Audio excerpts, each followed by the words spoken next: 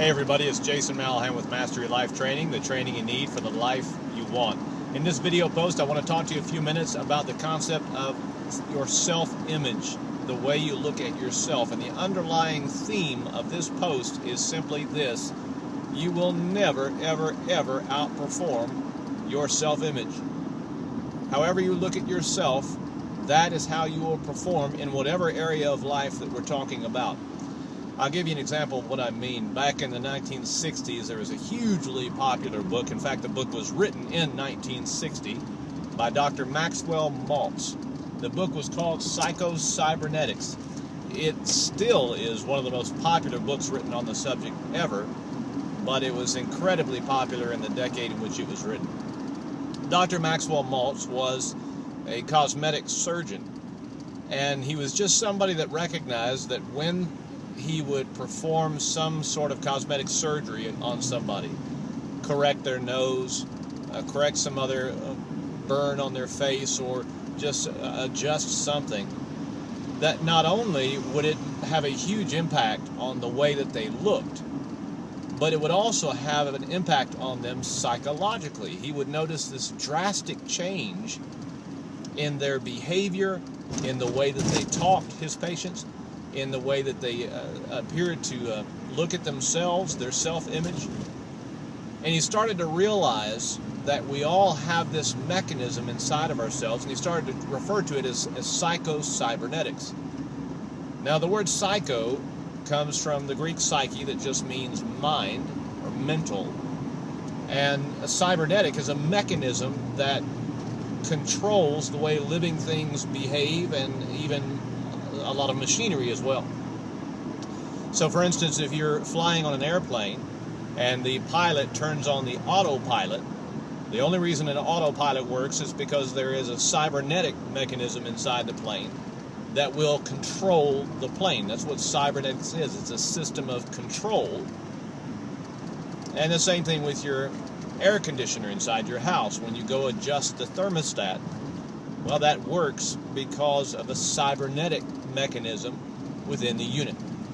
So the idea that Maltz had in mind, so far as psycho-cybernetics, is that we all have this mental control feature in our lives. We have this image, this mental image of ourselves, and it controls everything that we do. And you may think, well, that's maybe a little bit far-fetched, but if you'll look at your life, you'll recognize that it's true with you as it's been true with everybody. Let me give you a few examples. You take somebody that is overweight, has a weight issue, and they look at themselves that way. They've just resigned to the idea that I'm an overweight person, that's how I am. Well, that person can try to lose some weight, and they may even start to lose some weight. And yet what they'll do is they'll quickly relapse to the type of physical fitness or type of physical shape that they've always been in.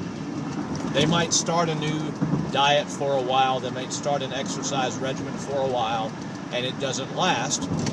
They will always revert to the kind of person that they see themselves as. I have clients that this has been true with them. I've got a client who's in the mortgage industry, and he tops out at around $16-17 million in business a year. Well, he wants to top the 20 mark and never has. Now, before I ever worked with him, he had a boss that talked to me first, and the boss told the mortgage broker for that particular office told me, he said, he is an exceptional guy, a hard worker, but he just won't crack that $20 million nut. There can be a sales trip, an incentive trip at the 20 million mark that he just is dying to go on, but he just levels out at around 17 million a year. And I mean, if he hits that $17 million in October, he'll lay off the rest of the year, or he'll just have some really poor work ethic the rest of the year, and he will not hit that 20 million, even though it should be easy if he's got the 17 million at October. I explained to both of them that's because the self-image works as a cybernetic mechanism. You will never go beyond what your self-image is. If you look at yourself as a $17 million producer, for example, that is what you will produce. If you hit that mark early, you'll stop working. It may not be a conscious decision. It just may be that you start to subconsciously perform worse, or you may just start saying, you know, I want to take some vacation, I'm really tired. You will sabotage yourself from reaching that goal if that's the way that you look at yourself. That's the way, that's the powerful way that self-images work. Well, how do we develop a self-image? How does this get started? Well, for most of us, it often gets started from our youth. If you take a child, for instance, that is treated negatively all the time, spoken to negatively, they're going to develop an image that is negative. And it may not be that the parents did that to the child. Maybe the parent was very affirming with the child, but maybe the child has been around a lot of self-destructing individuals. Maybe a lot of their friends that they ran with, that they spent time with, had a very negative attitude. And they might have developed a negative self-image that way. Maybe it was a teacher that constantly ran the child down, or ran all the children down, spoke negatively to the children. There are just a number of ways that we can develop a very limiting self-image. But just know that however you ended up with it, that is going to control you. It is going to limit you. You will never outperform your self-image.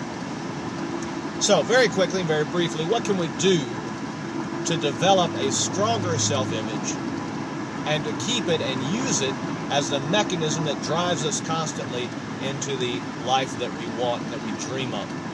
Number one, figure out who is that person that you want to be.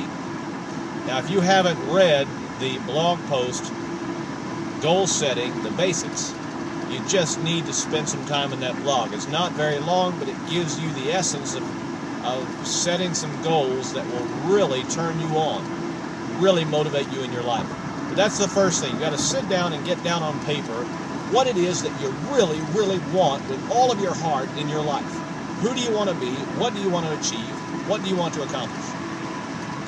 Second, when you've done that, then you need to script who you are in the present tense. Now, I say scripted because decades ago, the NLP folks, the neuro-linguistic programming folks, suggested creating a movie of your life in your mind. And you are the main character, and you get to write your own script. So you take what it is that you want in life and who you need to be to achieve that, and then you write that out in the present tense. I am a $100 million a year producer. I am somebody that's constantly physically fit, weighing no more than 180 pounds or 130 pounds or whatever. Write it out in the present tense. You get to draft, you get to design the script, and you get to be whatever character that you want to be. It is fun, it is exciting, but write it out in the present tense and know that you're talking about the present. You're not talking about who you've been right up until this moment. You're talking about from this moment on. Therefore, you can put anything and it is accurate because you are going to be that person. You can put anything you want and it is true.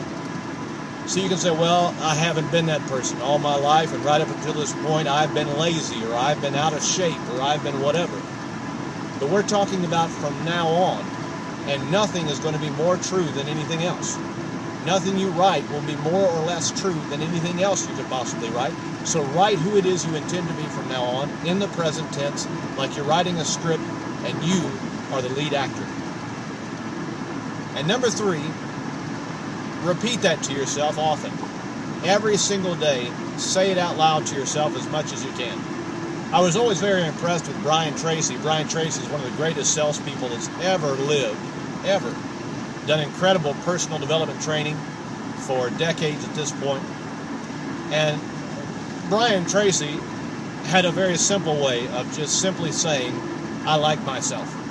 That was his way. I like myself. I like myself. I like myself. I like myself. I like myself. I love selling. I love selling. I love... And he would just repeat these things to himself. This guy was doing $1 million deals and just a huge success. And that's as simple as his method was for developing and nurturing his self-image is just little mantras, little brief things that you say to yourself. So decide who you want to be. What do you want to achieve? Write out who you are now, given that. Write it out in the present tense. This is who I am. I am a blank kind of a person. I do this. I do that.